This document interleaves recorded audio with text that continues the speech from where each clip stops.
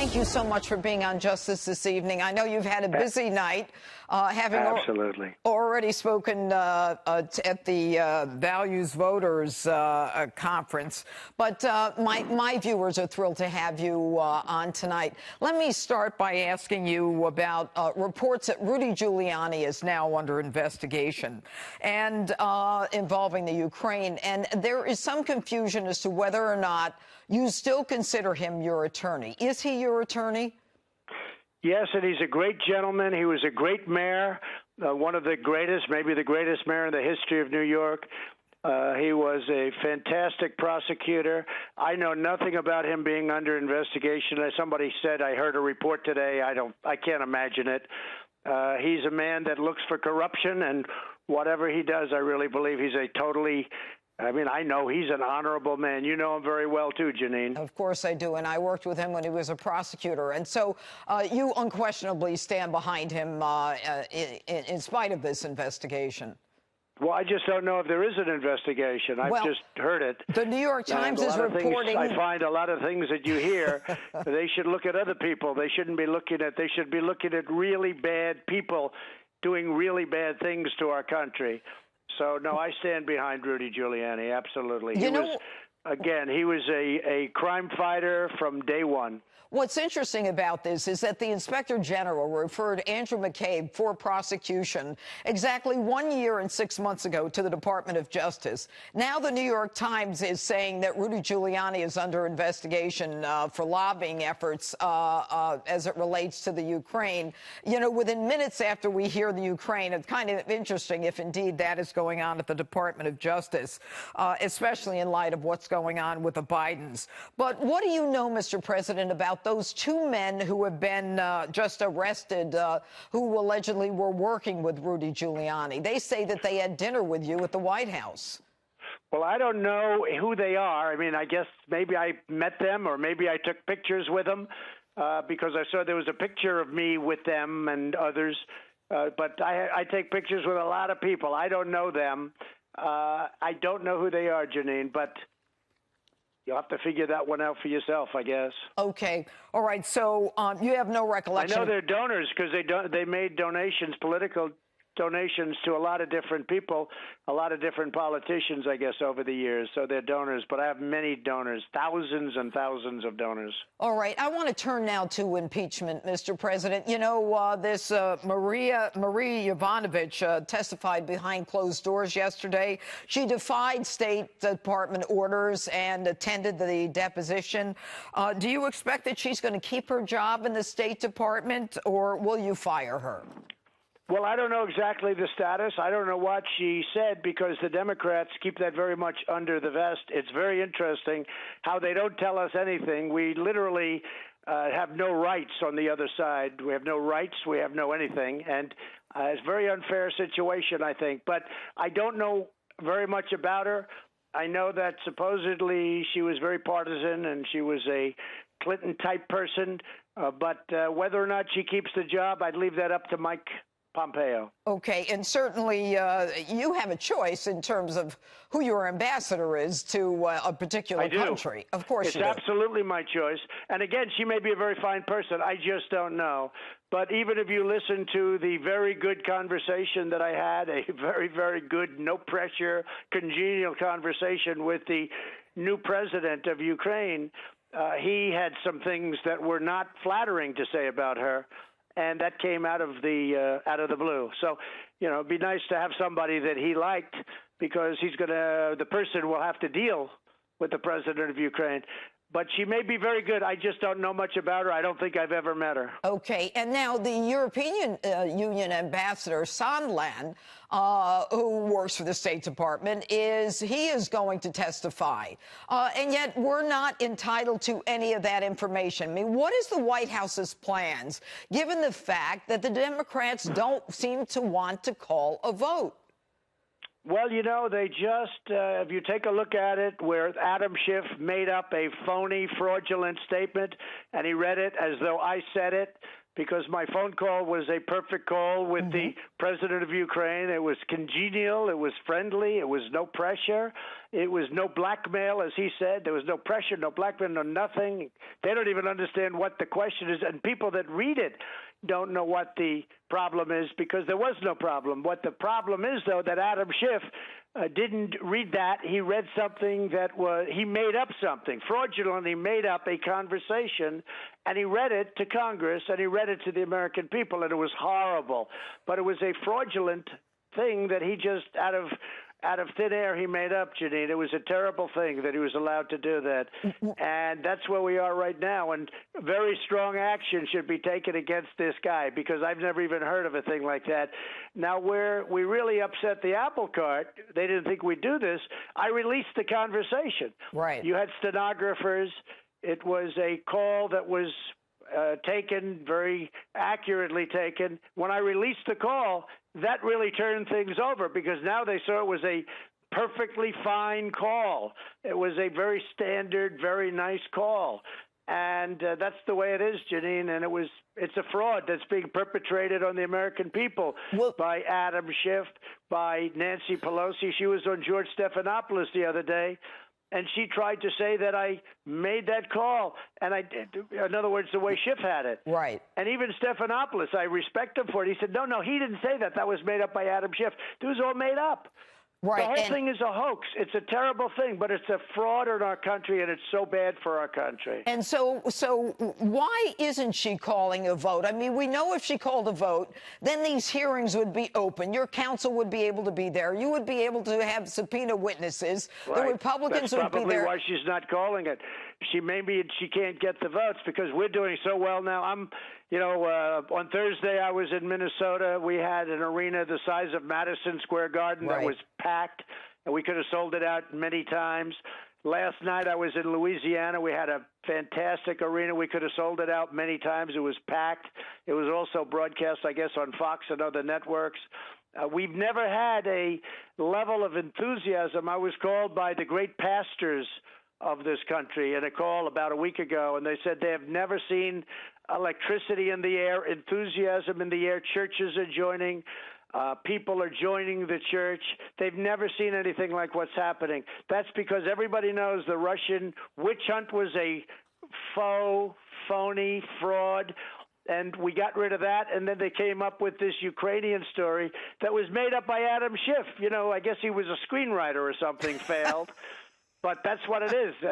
He made up my conversation. How can you be worse than that? And then they say he has immunity from prosecution because he delivered it in Congress. In Congress, yeah. Well, even though it's a false statement. He should have immunity for that. I've never heard of a fraud like that. Yeah, that is clearly a false statement. But, Joe Biden this week joined the chorus for impeachment. The amazing thing is he apparently has no fear about what he or his son or any of the other Democrats were doing in the Ukraine. Why do you think that is? Well, it's incredible the way the media sticks up for him. They say it's unsubstantiated, and yet it's not. He walked away, and I guess the new number is $168,000 a month between him and his friend, like $168,000 a month. But whether it's that or $50,000 a month, also I hear there was a payment of $3 million, and he knows nothing about energy. He knows nothing about oil, nothing, zero. You know more than he does. And he walked away with millions of dollars because of it's just illegal. You can't do it. And then he goes into China, and I just finished a great negotiation. Hopefully it gets papered down, but one of the great negotiations for our farmers and bankers and everybody, but the farmers, it's so incredible. I dealt with very powerful people in China, great negotiators, very tough people. They don't give you $1.5 billion for nothing. He walked out with $1.5 billion out of China. I said, these are not the same people that I've been dealing with. So he goes into China, takes $1.5 billion, and Wall Streeters, I've asked the biggest people on Wall Street, is that possible? They all said, no, it's not possible. It's a payoff. Right. It's a total payoff. And the press doesn't want to pick it up. And it's like the most thing. And then you have Joe Biden on television. I can't imagine why he said this, talking about how he got rid of the prosecutor, and if they didn't get rid of the prosecutor, that they weren't going to get this vast amount of money, large amount of money. And he said, boom, the prosecutor was gone. That is called quid pro quo. And it is also an admission that you could use in a criminal case where he is openly admitting what he did. But, you know, I want to ask a question that I haven't heard you answer, and that is, where is Barack Obama in all this? Why haven't we heard from him? I mean, in the beginning of your administration, he wouldn't stop talking. And now he's nowhere to be heard. Where is he? I think he's hiding. Why? I think he knows all about it. And we're talking about investigate. The investigators were talking about the beginning, and it was really before I took office.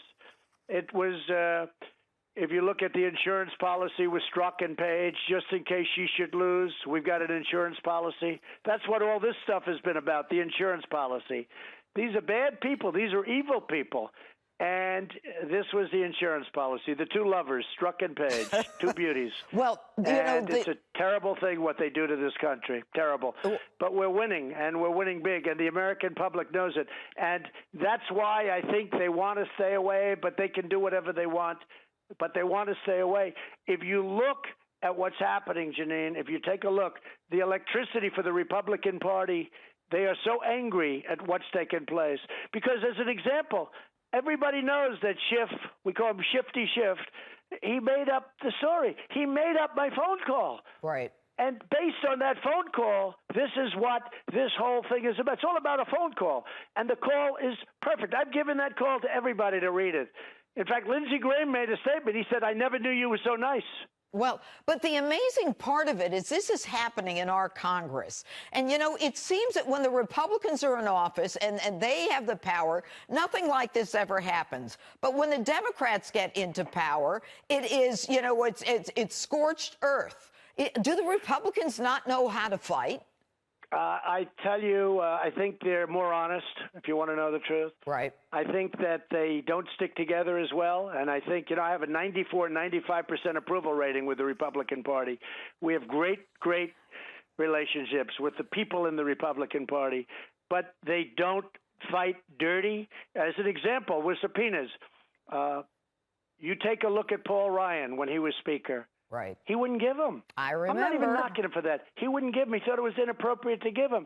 Jim Jordan, Mark Meadows, all of the guys wanted Gates, all of them. Matt Gates. I could name 25 incredible. These are incredible people. They wanted subpoenas to investigate all of the corruption that they found. Horrible, horrible corruption. Paul Ryan would say, well, wait a minute, slow down. Let's come back next week. They come back. They wouldn't get it. She hands them out like it's cookies. Let me ask you a question. Why do you, I wrote an open on this. I happen to agree with you. Why do you think that is? It's maybe a difference in philosophy. Maybe they don't do it because they think it's bad for the country, because what she's doing is very bad for the country. They've committed a fraud. They made up a phony conversation. They got caught. And the reason they got caught is because they never thought I would release the transcript of my conversation with the president of Ukraine. They never thought, because it's something you don't want to do. We actually called up Ukraine, Mike Pompeo, called up Ukraine to get permission to do it. They thought it was an unusual request, but they said, sure. It was a very fine conversation. There was no problem. But if you want to use that, you can. They probably look at us. They say, what's going on? What is that all about? Right. But we actually, because I would have to do that. I not legally have to, but I'd feel badly doing it. You know how bad that is? Everybody that speaks now to the president of the United States is going to say, I wonder if I'm going to be broadcast all over the world, my little conversation about something. And every leader from any bad. other country. But, you know, I want to turn to the Middle East now, Mr. President, because I know you're busy. I know you're on to another event. But, you know, there is, you know, Turkey has now launched an incursion into Syria. And there's been about it. I've known about it for a long time. I know the subject better than anybody. I know. I want to hear your version. A lot of people disagree, but in the end, I'll be right. And, you know, the Kurds have been fighting with Turkey for a long time. The Kurds are some very good people, some very bad people. If you look at PKK, they're among the, you know, a tough group of people, let me put it that way. Mm-hmm. And I didn't fight. I told them I won't get involved when Iraq, about a year and a half ago, you remember, was going to fight against the Kurds. And I said, wait a minute, we spent all this trillions of dollars. We fight with Iraq. Should have never been in the Middle East, by the way, and I always said it. It was a mistake to be in. There were no weapons of mass destruction. But Iraq was going to fight the Kurds, and I said, nope, we're not going to take either side, because we had just been fighting for Iraq, and now they want us to fight against Iraq and fight for the Kurds.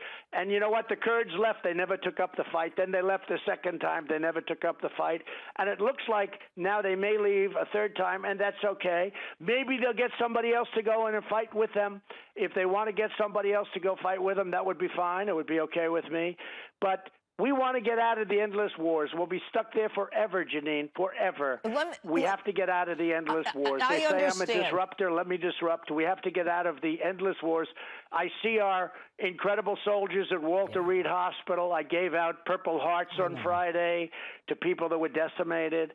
I speak to parents that have lost their children. I give letters to. It's time. It's 7,000 miles away from the United States. I want to protect our borders. I want to protect our borders. Let me ask you, Mr. President, how is it that the removal of 50 troops, that's my understanding, we're talking about 50 troops. It had nothing to do with it. He was going to go in anyway. Jeanine, but how does they've been fighting the Kurds for 200 years. Yeah, but how he was going in anyway. It wasn't the 50 troops.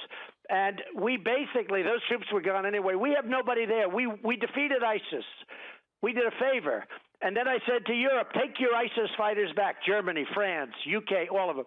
They didn't want to take them back. I said, well, we're not going to hold them. But they're so used to treating the United States so badly. I said, take your fighters back. We did you a big favor. We captured them. Take them back. They didn't want to take them back. So I said, well, you know, somebody's going to have to take them, because we're not bringing them back to Guantanamo Bay. We're not going to bring them back. We're not going to take them. We did everyone a great favor. We took 100%. We defeated 100% of the ISIS caliphate.